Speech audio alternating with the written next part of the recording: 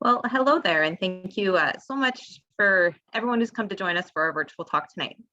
And happy almost St. Patrick's Day. I offer a Sláinte with my coffee here. Sláinte is cheers in Gaelic. I thought about cracking open a can of harp tonight in celebration of our talk, but I've got it sitting cold in my fridge until my moderating and presenting duties are all wrapped up. But I hope that at least one of you watching from home is enjoying a cold beverage. If you are, you can always use the chat to let us know, or if you haven't had a chance to share where you're watching from yet, definitely give us a shout out and let us know where you're watching from. It's always great to see the extent of our reach with these virtual programs. My name is Dana Thorne, and I'm the Curator Supervisor at Lambton Heritage Museum in Grand Bend. We're so happy that you've joined us to learn more about the Irish story here in Lambton County. Presenting with me tonight are two members of our curatorial team, and we look forward to sharing some of the amazing artifacts from our collection and incredible stories of Irish families. After my presentation about immigration patterns, our collections coordinator, Holly, will highlight some of the families, the Irish families that settled here in Lambton County, and then our educational program coordinator will look at some of the great artifacts in our collection that have Irish roots. We've done a series of these virtual talks at the museum since the pandemic began. We'll often partner with other organizations to bring in speakers on different topics, like the presentation we did on tundra swan migration last year with Birds Canada, or a series we did back in 2020 and 2021 about the history of photography. If you'd like to check out any of our previous talks, I'm just going to put a link in the chat to where you can find that on our YouTube channel. If you want to check out any of the previous talks, and we will also be circulating a recording of this talk tonight. So if you really enjoyed the talk and you want to share it with anybody else, or you want to watch it again, you will have an opportunity. We'll be sending this by email to everyone who is registered for the talk. Just a couple more housekeeping notes before we get started. We will take turns speaking, and we'll take questions at the end of the presentations. You can feel free to either use the chat or the Q&A, and I'll be keeping an eye on those questions, and I will present them at the end of our evening together. So I'm going to provide the first presentation tonight. My talk is an overview of Irish immigration and settlement patterns in Ontario. On this slide, you can see a few pictures that I took when I was in Ireland back in 2006. I did the third year of my undergraduate degree in history at the University of Dundee in Scotland. While I was there, I befriended a lot of Irish people because, as we'll see in my talk, there are Irish people and Irish descendants all over the globe. This included my wonderful flatmate, and I had the opportunity to travel to Northern Ireland and stay at her home in Ballycastle after my year at university wrapped up. Ireland's truly an enchanting place, as I'm sure anyone who's had the privilege to travel there or live there would agree with me. But Ireland is not without its troubled history. And why did so many Irish end up leaving that beautiful island? While doing the research for this presentation tonight, I was surprised to find that a lot of Irish immigration actually took place before the Great Famine. The pervading wisdom I had always heard was that the bulk of the Irish influx took place during those horrible famine years. But tonight, we're also going to look at the decades leading up to the famine and the settlement that took place during that time period. But before I begin my discussion on Irish immigration, I'm opening my talk with the County of Lambton's acknowledgement of ancestral lands. Before European settlers came to North America, a thriving and diverse population of Indigenous peoples inhabited this territory. The story of European settlement has historically been portrayed as a success story that brought civilization to an uncivilized wilderness. This story ignores the physical and cultural damage sustained by Indigenous peoples who were already here when the Europeans arrived. A new perspective on that history has been encouraged by activism from the Indigenous community and their allies to challenge systemic racism and the assumptions that have plagued our history books. More recent scholarship has promoted a more nuanced and honest approach to our history, which is often a story of loss and pain. This land in Lambton County was taken from Indigenous population, resulting in years of hardship for the original inhabitants of North America that continues to this day through intergenerational trauma. So before we look in more detail at how Irish immigrants settled in Lambton County, I want to reflect on our acknowledgement of ancestral lands, which reads, "We acknowledge that this land on which we are gathered today is part of the ancestral land of the Chippewa, Ottawa, and Potawatomi peoples, referred to collectively as the Anishinaabe. It is through the connection of the Anishinaabe with the spirit of the land, water, and air that we recognize their unique cultures, traditions, and values. Together as treaty people, we have a shared responsibility to act with respect for the environment that sustains all life, protecting the future for those generations to come. The story of Irish immigration to Ontario and Sarnia-Lambton is complicated. Before looking at the years of the Great Famine, I'm going to consider some earlier settlement patterns. As I mentioned in my introduction, Irish settlement was not confined to those famine years alone. Many of the Irish in Ontario arrived before the famine, and while immigration continued throughout the famine years, in Canada it decreased after 1855. In the pre-famine period of 1825 to 1845, about 475,000 Irish landed in British North America. This number represents 60% of all arrivals in those 20 years, and they were all coming from one little island. More Irish immigrants arrived in Canada than in the US, although many of those who landed in Canadian ports continued on to American destinations. Most of the settlers in that time frame were choosing New Brunswick, Quebec, and especially Ontario. I have a map on this slide with the different areas and counties of Ireland to show geographically where these immigrants were coming from. During the time period 1825 to 1845, the majority of immigration came from Ulster, as well as Connaught and North Leinster. They were predominantly Protestant, middle class or lower middle class, and some of the more industrialized parts of Ireland. Immigration agent A.C. Buchanan reported in 1827 that Derry and Belfast were the great ports of immigration to our colonies, and that the bulk that go out in our ships are from Tyrone, Fermanagh, Donegal, and Derry. Many immigrants actually traveled on timber ships at that time. Their ships would be loaded up with timber on North America's east coast. They would unload their holdings in ports like Derry. Immigrants would board the ships and ride the empty ships back to destinations like St. John and Quebec City, where the ships would unload their human cargo and then load back up with lumber for another voyage across the Atlantic.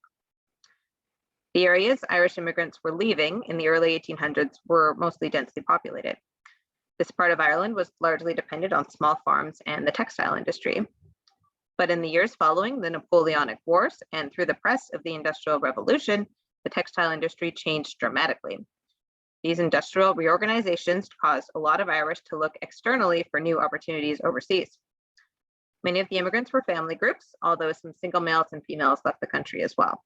Many immigrants paid for their voyage by drawing on their small accumulation of savings. Unlike the patterns we see during the Great Famine, the immigrants leaving Ireland during this period were not impoverished. The Census Commissioners noted in 1841, it would be fallacious to estimate any common sum of money or value taken from the country by these migrants so various in circumstances. It has been estimated as high as 10 pounds and even 20 pounds in some parts, but the numbers of such can be but small. The counties, however, which supply the greatest amount of immigrants are not these which seem the poorest in point of stock. Still, there can be no doubt that immense numbers carry no capital but their manual labor, and that the great majority are of agricultural habits, without acquired skill of any kind. This quote goes on to provide an ominous prediction for the future that turned out to be tragically incorrect. The Census Commissioners continued on to say, it may, however, be doubtful whether voluntary immigration will ever prevail among people wholly destitute. It would appear to be the first step in the march of improvement.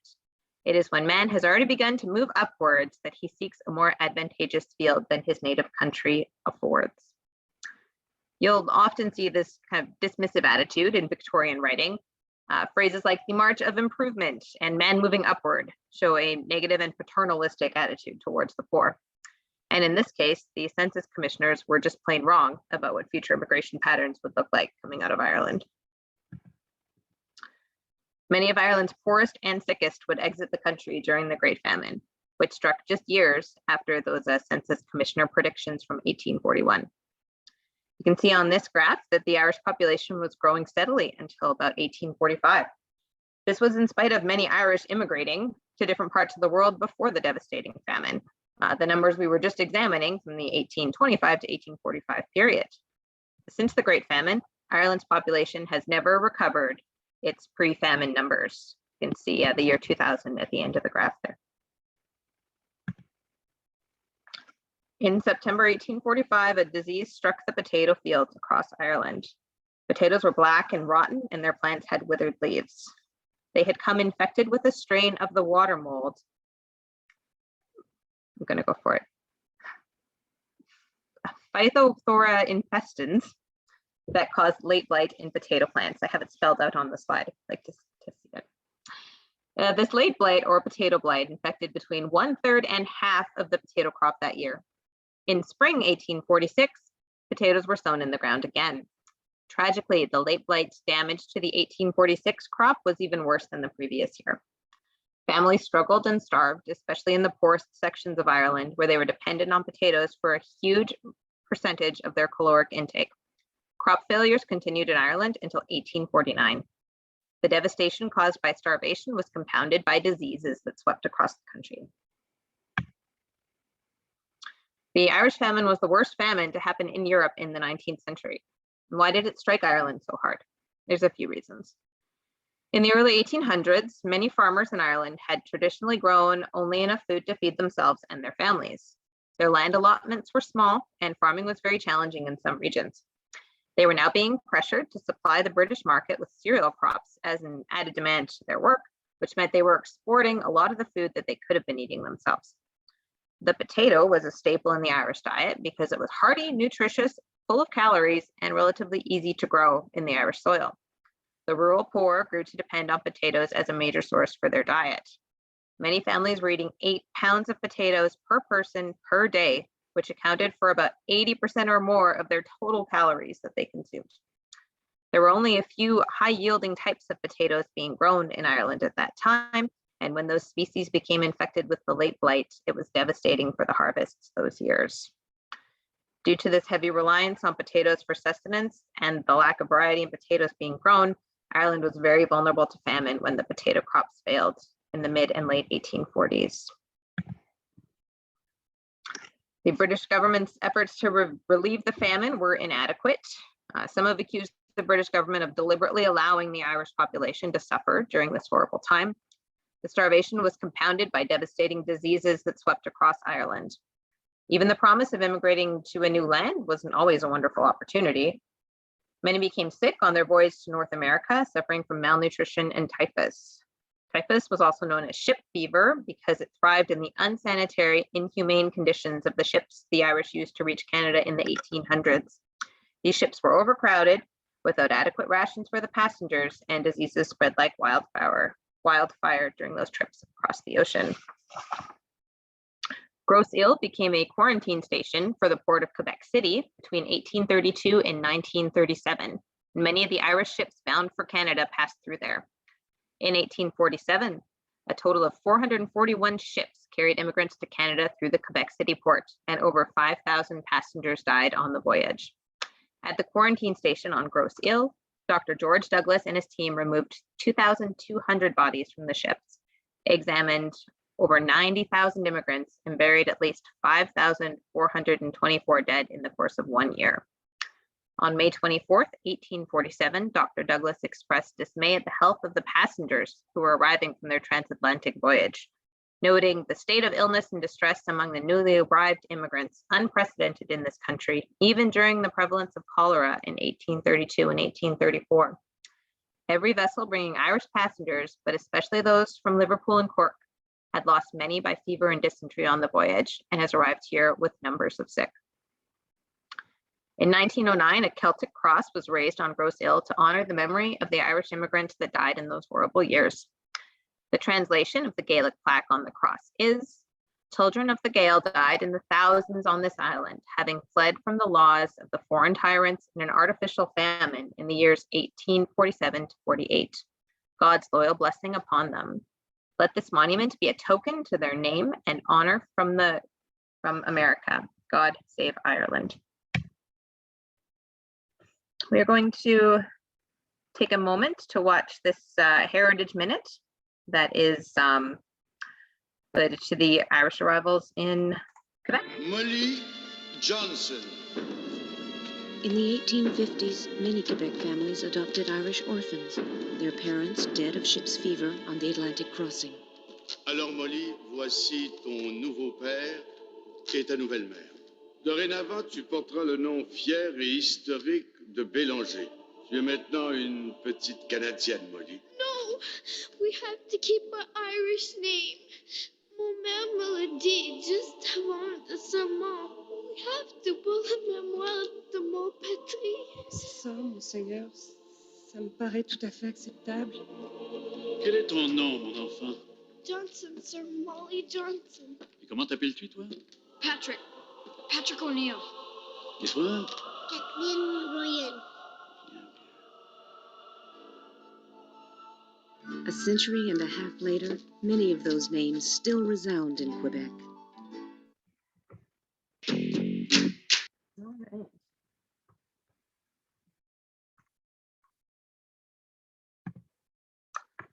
So what happened after the famine years? The volume of immigration from Ireland to Canada decreased as many immigrants chose the United States instead. America had larger industrial centers and a lack of cheap labor in many areas that encouraged Irish to head south of the border. A lot of the immigrants who chose Canada did continue to come from Ireland's north, and they did continue to settle here as well. Between 1895 and 1900, 3,000 Irish immigrated to Canada, and 57% of those were from Northern Ireland. Another thing to keep in mind is that Irish or any immigrants didn't necessarily come to North America and settle in one location and stay there indefinitely. Many immigrants would settle in one place and then move throughout the province, throughout Canada, or even head south to a different country. For those that did stay put in one spot, their numbers would often swell in that area after an immigrant is joined by relatives or friends, who are then joined by their relatives or friends, which can lead to a concentration in a single location with clusters of people from a particular country. You can see in the Ontario map on this page that there are some areas where 80 to 99% of the population had Irish roots. This data comes from the 1871 Census of Canada. In Lambton County, which I cut out in the corner there, the majority of the townships had Irish populations between 20 and 39%, which is more than 1 in 5. In the 3 western townships, so Warwick, Brook, and Euphemia, between 40 and 59% of the population had Irish roots. This is a map of the Irish diaspora more generally. Since about 1700, between 9 and 10 million people born in Ireland have left the country. That's more than the current population of Ireland, which, as we saw, peaked just before the Great Famine in the 1840s and never recovered those pre-famine numbers. This map shows the Irish diaspora, or the spread of Irish people around the world. The dark green represents areas with more than 1 million Irish nationals and descendants in the population. So that includes Canada, the US, England, Scotland, and Australia. The less dark green is more than 100,000. The teal is more than 10,000, and the lightest green is more than 1,000. According to the 2016 Canadian Census, over 4.6 million Canadians, just 13% of our country, claim some Irish heritage. Everybody's favorite day to show off those Irish roots is coming up on Thursday. According to the Canadian Encyclopedia, the holiday can be traced back to the 4th century. A man named Maewyn Suckett was sold into slavery in Ireland. He was not a practicing Christian at the time of his captivity, but he found refuge in prayer while he was captured. After he escaped, he took the name Patricius and vowed to convert the Irish population to Christianity. He was never formally canonized, but in the 1600s, on his feast day, March 17th, supposedly the date of his death, he was officially recognized by the Catholic Church. Myths whisper that he used the shamrock to explain the concept of the Holy Trinity to the Irish people, and that he drove the snakes out of Ireland. I'd always wondered about the snake part, and this presentation seemed a good opportunity to look it up a little bit. According to Reptile magazine, which provided this lovely cartoon, there actually weren't ever any snakes in Ireland. The National Museum of Ireland reviewed the country's fossil records and couldn't find any evidence of snakes ever inhabiting Ireland. Apparently, when the last ice age occurred in Europe over 10,000 years ago, Ireland was too cold for snakes to inhabit. The melting glaciers raised the ocean levels and cut off Ireland from the rest of Europe, also cutting off access for any slithering reptiles. Snake imagery is common in the Christian religion. Think Garden of Eden and the serpent tempting Eve. So the snakes are more symbolic of the pagan religion than St. Patrick was physically driving literal snakes out of Ireland. So enjoy your St. Patrick's Day this year. If you choose to have a Guinness on Thursday, you will be in good company. Guinness is served 819% more often on St. Patrick's Day than any other day of the year. The estimate I saw online is 13 million pints sold on that one day. So thank you for spending time with me tonight and looking at some of the more challenging aspects of the Irish experience here in Lambton County. It can be hard to look back and acknowledge some of the difficult things that have happened in our history. So thank you for listening and going on that journey with me tonight. I'm going to close my part of the presentation with an old Irish blessing before we move on to our next speaker. I got this from a website called Celebrating Everyday Life. And the blessing is, may love and laughter light your days and warm your heart and home. May good and faithful friends be yours wherever you may roam. May peace and plenty bless your world with joy that long endures. May all life's passing seasons bring the best to you and yours. Well, thank you very much. I'm going to transition from presenter to moderator now, and I'm going to introduce our next speaker, who is Lambton Heritage Museum's Collections Coordinator, Holly Morgan. Holly completed her BA in History at Nipissing University in 2012, followed by a genealogy internship. In 2016, she returned to school at Georgian College and completed a Museum and Gallery Studies postgraduate program.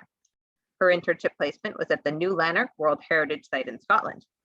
Her lifelong passion of local history brought her from Eastern Ontario to Lambton County in March of 2018, where she worked as an archives assistant at the Lambton County Archives, and eventually led to her current position at the Lambton Heritage Museum, where she has worked for over 3 years.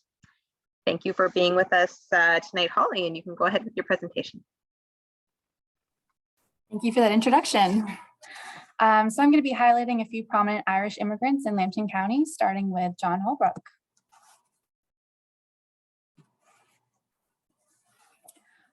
So John was one of 4 children born to parents Edward and Mary McDonnell in 1796 in Carlow County, Ireland. There are multiple accounts of Holbrook's life, and many of them credit him as the oldest living person in Canada upon his death. Although John outlived his children, it's interesting to note that his father lived to be 110 years old, while his mother was 102 when she passed. During his lifetime, Holbrook was one of the early pioneers who cultivated a sense of community in the Brooke Township area. John was around the age of 30 when he married Martha Lett, and shortly after, they immigrated to Canada in 1829. It took 6 weeks to cross the Atlantic before they finally landed in Quebec. The couple resided in the Ottawa area for the next 15 years until 1847 when they moved to Brooke Township. The commemorative biographical record of the County of Lambton describes Brooke Township as a heavily forested area that required vigorous determination and hard work. The Holbrook family rose to the occasion, clearing the land and devising pathways. John's aptitude for logging aided in the construction of a log cabin for his family, which was comprised of 9 children, 6 sons, and 3 daughters. Here they would reside until 1857 when he built the family home. In this Holbrook and Kearney family photograph, John is pictured front and center holding a cane with his son Edward standing behind him off to the left, his wife Mary Kathleen Kearney by his side. This photograph was taken around 1900, which marks 5 years before his passing, making him 104 years old in the photograph. His son John took care of John Sr. on the family farm in his later years. Despite losing his sight and hearing, John Sr. still managed a level of stubborn determination, adapting various jobs around the farm. During the harvest season, he devised a special technique to collect apples using a pole with a hook to bring the branches closer. John passed on February 3rd, 1905, at the extraordinary age of 109. It is said his last words were an expression of gratitude for having lived a long life free from pain. His obituary reflects a man who never lost his vigor for life. One story claims that at the age of 70, he went on a walk from Brooke to Kingston and Smith Falls twice, easily averaging 110 miles. While many would have chosen a simpler method of travel, perhaps a horse or maybe even a buggy, John chose the road less traveled. Up next, we have John McElroy. John was born in County Tyrone, Ireland in 1817. There, he trained in all areas of shipbuilding and brought these skills with him when he immigrated to Canada in 1842. He settled in Warwick Township by 1845 and put to use his skills as a carpenter, house builder, and farmer. This notebook featured here held mathematical formulas and annotations regarding proper measuring techniques. Judging by the poor condition of the notebook, it's easy to see the level of proficiency he had for his trade. In 1850, John married Mary Berry and would have 10 children, which comprised of 3 sons and 7 daughters. The 1861 census record claims he lived in a log house in the Warwick Township and notes his occupation as a farmer. But 10 years later, the census lists his occupation as a carpenter. This chest of drawers was carved by John for his family home and remained in the family until it was donated to Lambton Heritage Museum by a distant relative. This impeccably carved backboard of this piece showcases his level of craftsmanship. In addition to furniture, John built houses in the area and was involved in the construction of the Warwick Township Hall and the Knox Presbyterian Church. This is an original drawing of the church that was sketched by John, who was part of the building committee. In 1855, he built a drive shed with a carpentry workshop on his property. There, he continued to create a variety of furniture that would be lowered through a large hole on the second floor where he worked. This was a rather unique way to transport large pieces from his workshop with relative ease. At the age of 82, John passed away from heart complications 10 years before his wife, Mary. His sons, John and Alexander, followed in his father's footsteps and became builders, later moving to Winnipeg. His other son, James, remained in Warwick, working as a farmer. Although many of his children moved away, there's no denying that the McElroy family left their mark in Warwick. So another man who also enjoyed working with his hands was Irish inventor John Patrick McCloskey, who was born on May 21st, 1847 in Londonderry. John's parents, Charles and Rebecca Moran, were married in Ireland and came to Canada in 1847, settling in the Hamilton area with 8 children and 2 more on the way. They eventually moved to Maidstone Township in Essex County, where his brother William was noted as a successful farmer. According to the commemorative biographical record of the County of Essex, the McCloskeys are said to have come from early settlers of Essex and were among the first founders of churches and schools in this part of Canada, taking an active part in the settlement of the new country. His father worked as a tailor, while his other siblings were trained mechanics and established a small carriage factory in the village, where John would later learn his trade. While working in the McPherson factory in Elgin County, he became interested in threshing machinery and took note of the mechanical issues that affected the overall balance of the machine. He solved the problem by constructing a crankshaft, which was later patented in the late 1800s. A few companies built McCloskey-style threshers, first the Stevens, Turner, and Burns business, and eventually David Darville gained the royalty rights. His success caught the attention of John Goodison, who was developing his own thresher company, and in 1892, he acquired the right to build these machines, persuading McCloskey to move to Sarnia and work in his factory. This would be the beginning of the new McCloskey threshers, which became well known throughout Canada. Pictured here is a 3650 Goodison McCloskey threshing machine from the Lambton Heritage Museum collection, which is based on the McCloskey patent from 1896. Before partnering with Goodison, John married Irish descendant Jane Shanahan of Middlesex County in 1886 and would have 3 children. In the 1891 census, he's listed as living in London, Ontario, but by 1897, the Directory for Essex, Kent, and Lambton lists him as a Sarnia resident, taking up a new business venture as a bike manufacturer. Here's a postcard depicting John's storefront in Sarnia, which has been coined as the McCloskey Cycle Shop. This wooden bicycle was donated to the museum by a distant relative of the McCloskey family. The frame of the bike is made from a single piece of wood that has been intricately shaped and adorned with hand-painted clovers and floral designs. The bike is believed to have been specially made for his daughter, Teresa Jane McCloskey. John died in 1902 of pneumonia, leaving behind several incomplete models of inventions he was working on. His invention would continue to be enjoyed both commercially and residentially by bike enthusiasts and farmers alike. And what's McCloskey without Goodison? The household name John Goodison has its origins in Wicklow, Ireland. Born in 1849 to parents William and Mary Ann Hopkins, John would become one of 9 children. His father was born into a wealthy family and was well educated as a clergyman. It is said that after his father's passing, relatives began to quarrel over the estate. So William and his wife, Mary, whom he married in 1834, set sail for Canada in 1856 with their 8 children. They took 9 weeks and 2 days to make the crossing to Canada, where they resided in Toronto. In 1871, John married Jane Robinson of Middlesex County.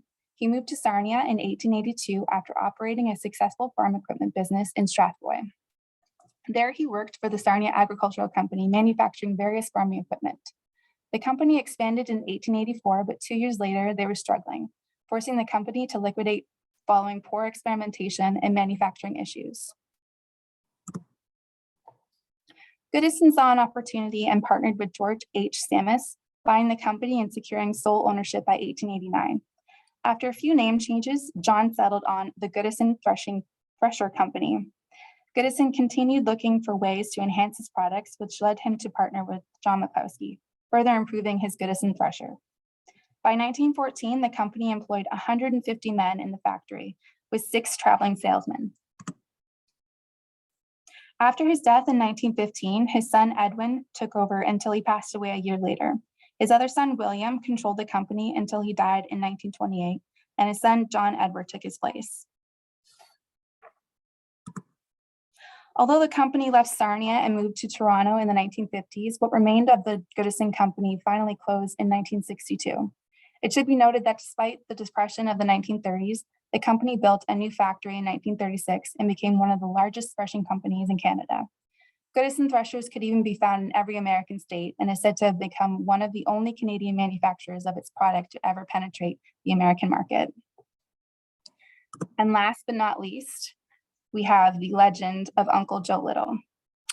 There has never been an individual quite like Joseph Russell Little. A Robin Hood character of sorts, he was known throughout Lambton County for his generosity and warm demeanor. Joseph left Ireland on April 10, 1833, at the age of 21 to manage the estate of Arthur J. Kingston, a wealthy man from Mosstown, Ireland, who owned land in Warwick. He managed the estate for 11 years until he was removed from his position due to the loss of funds that the estate was incurring. This is believed to have been due to his generosity and his tendency to give away clothing and food to those in need. For his next job, Joseph accepted the position as tax collector for Warwick Township, but again, his kindness was ill-suited for the role. Most of his salary was used to pay the taxes of the poor, and he eventually lost his farm due to back taxes and debt. As a result, he took to the road, traveling on horseback across the countryside, spreading the gospel. Throughout his travels, he helped to establish many Methodist congregations in Lambton County. It is said that Joseph frequently sung hymns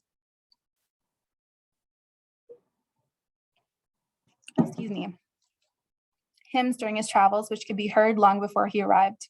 He was always welcomed at every home with warm food and a dry place to sleep.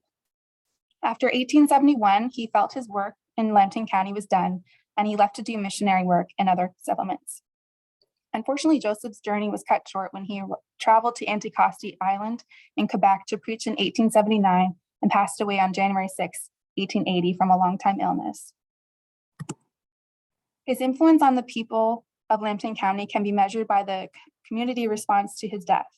When the news reached the residents of Warwick, they launched a Joseph Little Memorial Fund and raised enough money to purchase a coffin and have his body shipped back to Montreal by boat, and then arrive in Warwick by train. The funeral procession for Joseph stretched 7 miles from Watford to Warwick, and over 6,000 people came to show their respects. As with any larger-than-life figure, there are many stories tied to Joseph, making it difficult to separate fact from fiction. However, simply put, Joseph helped instill a sense of community and kindness throughout his fellowship. He was a prominent figure in Warwick Township, earning the nickname Uncle Joe, a fitting name for a man with a heart of gold. Thank you. Thanks, Holly. I do love that portrait of Uncle Joe Little that was on your last slide there. That's part of our museum collection by William Holmes. So thank you so much for sharing. I'm also always a little aghast at how many children all of those families had. I've got 2, and that's more than enough for me, but all these families, 9, 10 kids. No, thank you. Thanks, Holly. So our final speaker tonight is our educational program coordinator, Colleen Inglis. Colleen received an honors Bachelor of Science from Queen's University a Master's of Environmental Studies from Dalhousie University, and a postgraduate diploma in museum management and curatorship from Fleming College. Colleen became interested in a museum career while volunteering and working as a naturalist at the Nova Scotia Museum of Natural History. Since then, Colleen has worked as an assistant archivist at the Lambton County Archives and as archivist at Fairbank Oil Fields. She has worked at Lambton Heritage Museum for 3.5 years. Thank you for being with us tonight, Colleen. Thanks, Dana. Thanks for the introduction. Hello, everyone. Tonight, I'm going to highlight some of the Irish-related items that we have here at the museum.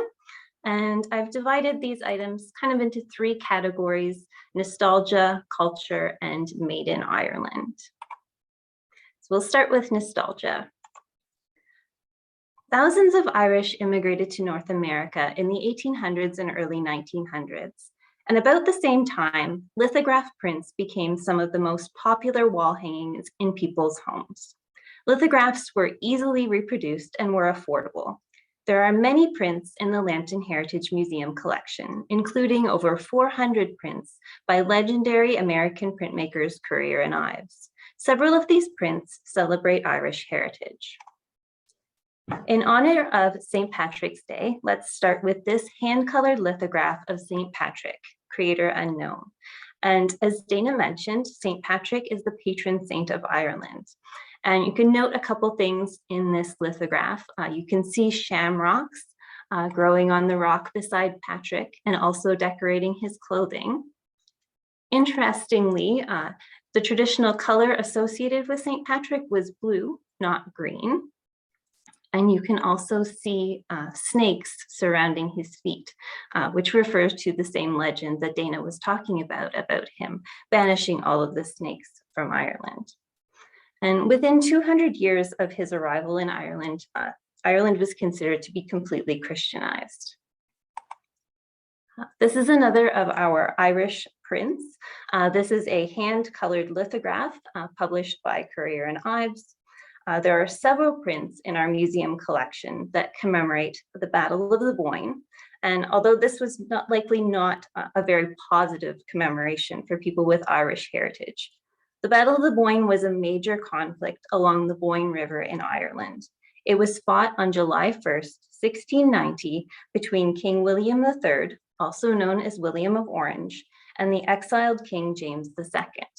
James was openly Catholic and sympathetic to the Irish Catholics. James sought to retake his throne with aid from Ireland and France.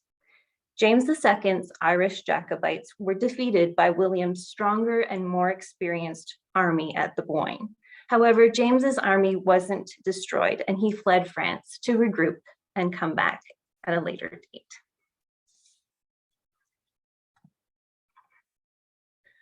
In lithography, a design is drawn on a flat stone and affixed by means of a chemical reaction. Oil-based ink is then applied with a roller. The ink adheres only to the greasy areas. The stone is then placed in a lithographic press and covered with a damp sheet of paper. Once the stone has been run through the press, the paper displays a reverse image of the original drawing on the stone. These GIFs from the Met help illustrate this process better than I could ever hope to with words. Black and white lithographs can be hand-colored. Chromolithographs, like the one seen in this slide, are created by using different stone drawings for each color layer. And this involves running the same piece of paper through a press multiple times, making sure to line it up precisely every single time. And this is a chromolithograph, and it also commemorates the Battle of the Boyne with a slightly different image shown. And the coloration looks slightly different than the hand-colored prints, although I'm not very experienced in this area myself. This is another print by Currier and Ives.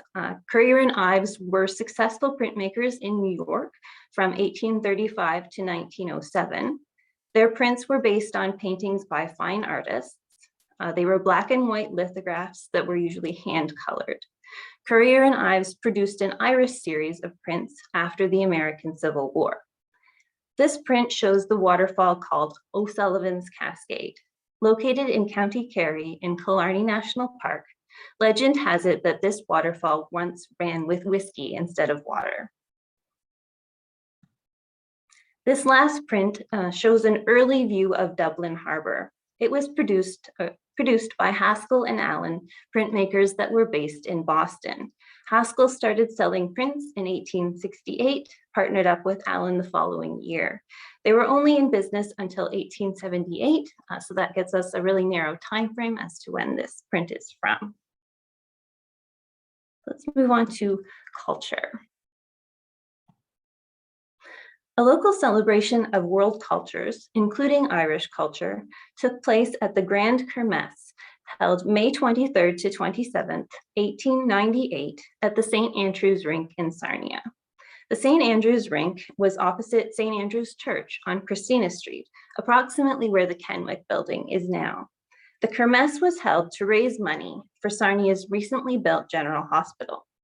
There was a series of ethnic booths: English, Scottish, Irish, French, Japanese, Spanish, Russian, and German, and food booths and a variety of dramatic events. There were many costume performers. According to the newspaper write-up, ladies in the Irish booth, shown here, were attired in Irish costumes and each carried a harp.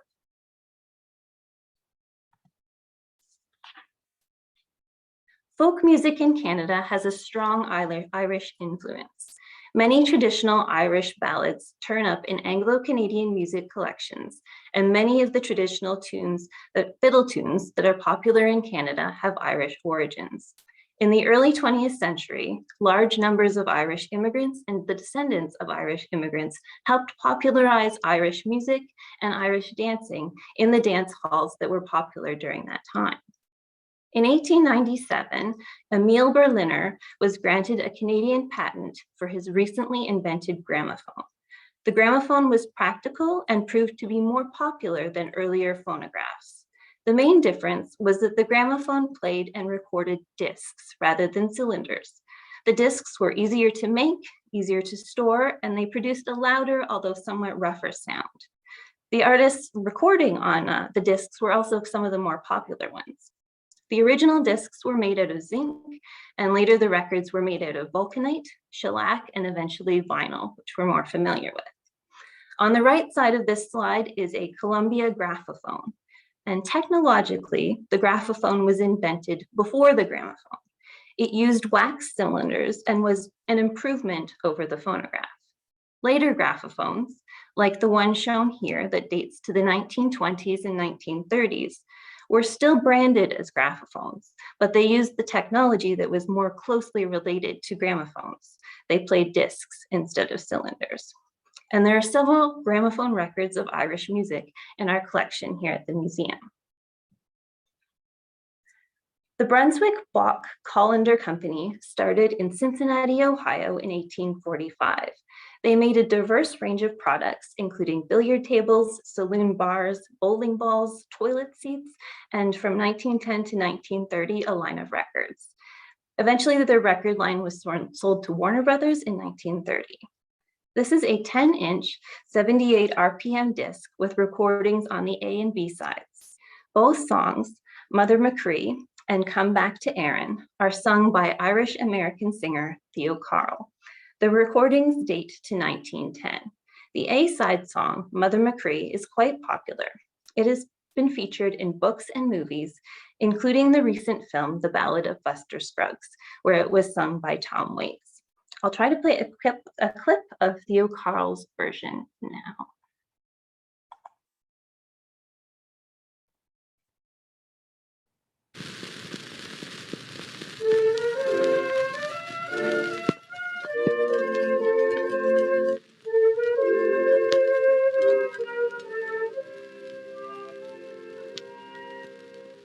There's a thought in my heart which no heart in my own. There's a depth in me soul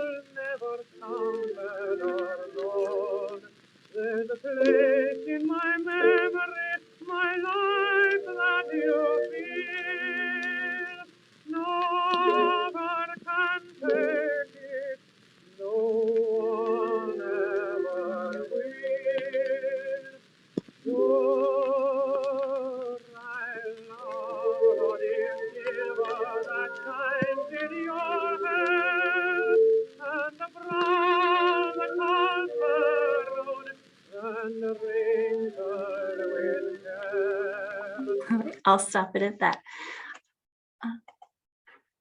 That is Theo Carl, Mother McCree.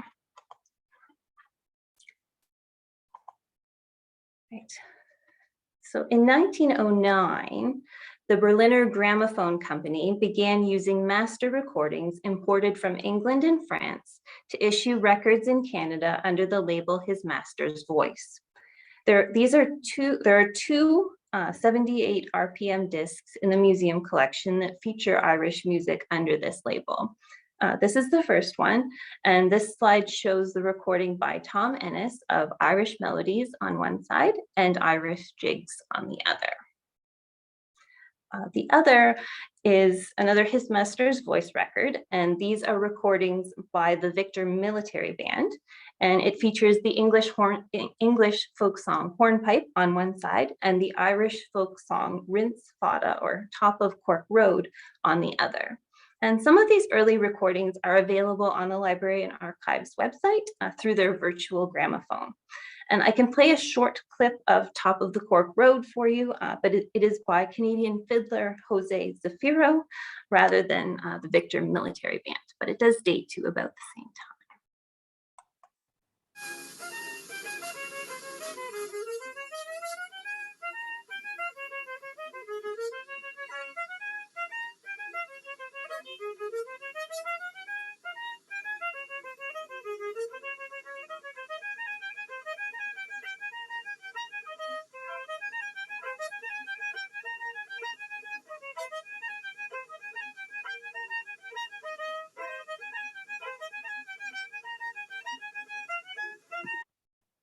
Right, did a little clip because that song is actually quite long.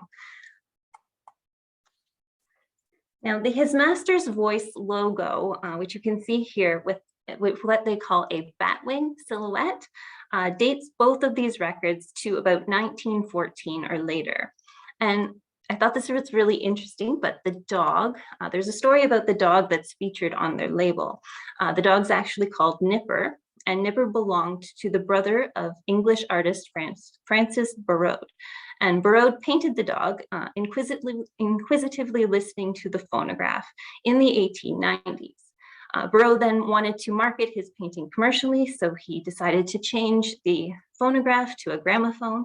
And when Emil Berliner saw the painting in 1900, he immediately registered the trademark. So let's move on to Made in Ireland. And interestingly, both of my examples are actually made in Northern Ireland. So this lady's hat is made of bright blue faux fur. It is adorned with a pin with two jeweled clusters. The hat features a large upturned brim, which sort of resembles a sombrero. On the inside of the hat is stamped in white, Splendid Etui by Fisher, made in Northern Ireland. There is also a cloth tag that reads A Town and Country Casual. This hat belonged to Hazel Lamont, who was born Hazel Alice Anna Matthews on March 7th, 1898 in Lambton County. I think this style of hat dates to about the 1960s, and possibly it was purchased while on vacation in Ireland, or it may have been imported and then sold from a local shop. Another example of an item made in Northern Ireland is this attractive covered butter dish designed in the shape of an Irish cottage. The tree even doubles as a handy handle for lifting up the lid. This butter dish was made at the Balleek Pottery in Balleek, County Fermanagh, Northern Ireland, just northwest of Enniskillen. The pottery has been in business since 1857, and they still sell butter dishes, none that look exactly like this though. Balleek creates more than 100,000 pieces of pottery annually, and they even have a museum on their site. It's easy to date Balleek pottery because all of the necessary information is available on their website. The Kella Green Maker's Mark on the bottom of our butter dish is the sixth mark, and this dates the dish to between 1965 and 1980. So like the blue hat, it may have been a souvenir from someone's trip to Northern Ireland. The Balleek pottery trademark illustrates 4 common Irish symbols: the Irish wolfhound, the round tower, an Irish harp, and sprigs of shamrocks bordering the banner. We already touched on shamrocks, but let's look at the other 3 symbols. Among the Celts, dogs were well respected by royalty and warriors. To be called a hound was an honorable nickname given to courageous warriors. Irish wolfhounds were guardians of property and livestock and hunters of deer, elk, boar, and wolves. They were used as war dogs to attack men on horseback and knock them off from their saddles, and they were revered for their size and ferocity and were coveted as gifts. The remains of over 70 round towers exist in Ireland, all built in monasteries between the 10th and 13th centuries. They're typically 100 feet tall and 18 feet in diameter. They were freestanding and positioned some distance from the western end of the site's main church.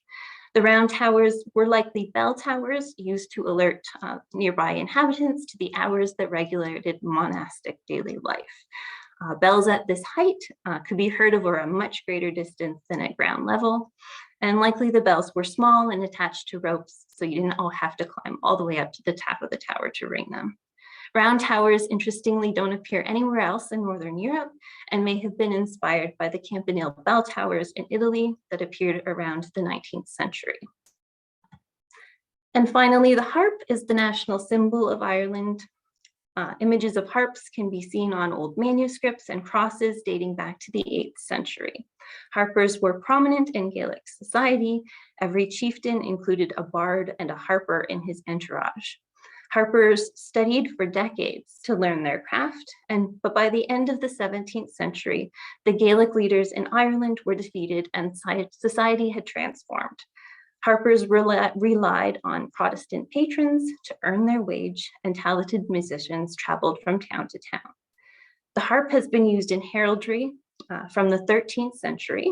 Originally, it was a golden harp on a blue background, and later a golden harp on a green background. It has been featured on coinage, coats of arms, stamps, passports, seals, and other official documents. The Guinness Brewery became well known during the 1800s. They trademarked the harp as their symbol in 1876. And interestingly, when the Irish Free State was established in 1922, they actually had to flip their first choice for a design around in order to be able to use it as the symbol of their new state. Otherwise, it would conflict with Guinness's trademark. So I guess cheers to everyone, and happy St. Patrick's Day. And thanks for sticking with me when we look at some Irish objects from our museum collection. Thank you, Colleen. It was wonderful to hear the music. Hard to believe. I'm glad you liked it. Yeah, hard to believe some of those recordings are 100 years old. They still sound amazing. Yeah, it's nice to hear them played and not just have the like blank records that you can just look at and not hear. So thank you to everyone for joining us tonight. We've got some time to take questions. So if you've got questions now, you can put them in the chat or in the Q&A. I also just wanted to mention a few things coming up at the Heritage Museum while I've got everybody's attention. We're doing another virtual talk in June that's going to be on a subject related to the environment. And we'll be doing 2 PA Day programs in person at the museum in June as well. So keep an eye on our website and our social for more information about those. We can't wait to be welcoming people back in person to the museum. We'll also be doing another virtual talk in September. That's going to be partnering with the Grand Bend Art Center to celebrate the Paint Ontario Art Show and Sale, which is going to be happening in September this year. And if you're looking for a great activity this week, March break, the tundra swan migration is in full swing. There are thousands of swans in the fields behind the museum, and they are quite a sight to see. They're truly beautiful. So if you got some time, drive up to the museum. We're open Wednesday to Saturday, 11 to 4, and then late on Thursday nights till 8:30 as well. So come up, see the swans, and yeah, try to come to the museum while you're there.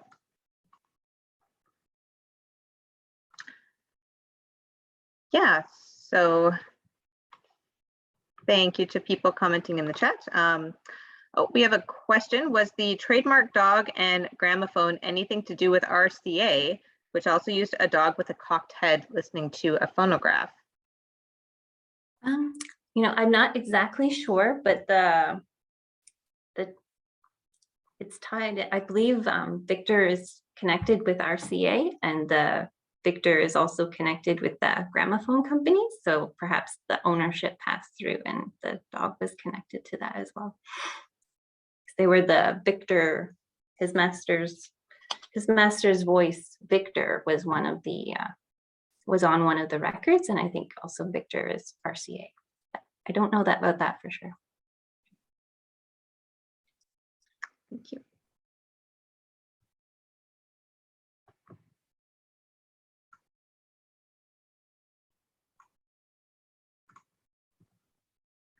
What Don says, RCA Victor that became JVC.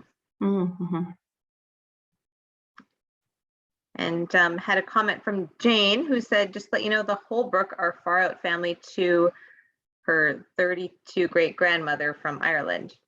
So another connection in the audience. That's great to see. Oh, third grandmother from Ireland.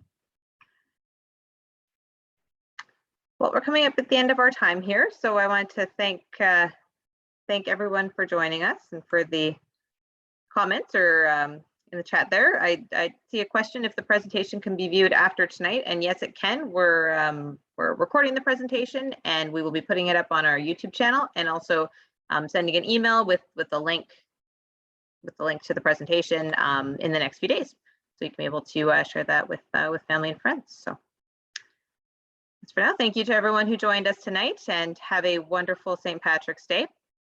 And yeah, hope to see you all again at a future virtual talk. And thank you to Colleen and Holly for joining me. Thanks for having me, and thanks everyone for listening and watching. Thank you. Thank you. Bye.